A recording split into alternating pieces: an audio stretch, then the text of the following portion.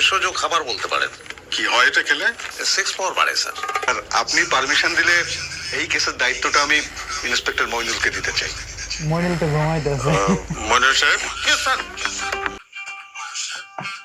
তো ঠিক মতো না স্যার, নাইট ডিউটি ছিল নাকি? জি স্যার, অফিসে না, বাসায় স্যার। বললো গুলো দেখাচ্ছে। আপনার হাতে ওটা কি? স্যার এইটা শিমুলের মূল, এক ধরনের ভেষজ খাবার বলতে পারেন। কি হয় এটা খেলে? সেক্স পাওয়ার বাড়ে স্যার। সেক্স পাওয়ারটা আচ্ছা ঠিক আছে। মানে আর বড় অফিসার যে বলছে যে মইনুল তোমার হাতে কি, বলছে শিমুলের মূল। তাও জিজ্ঞেস করছে সেটাতে কি কাজ হয় খেলে, সে বলছে সেক্স পাওয়ার বাড়ে। লিমার ব্যাগ চেক করে পাইলে দিছো? জি স্যার।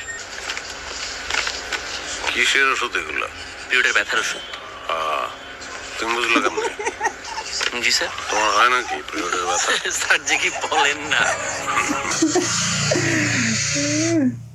ভাই মোশাররফ করিম পারো মানুষ হাসাইতে পারে একদম, মানে যদি ভিতর থেকে হাসতে চান তাহলে অবশ্যই মোশাররফ করিমের নাটক দেখতে হবে।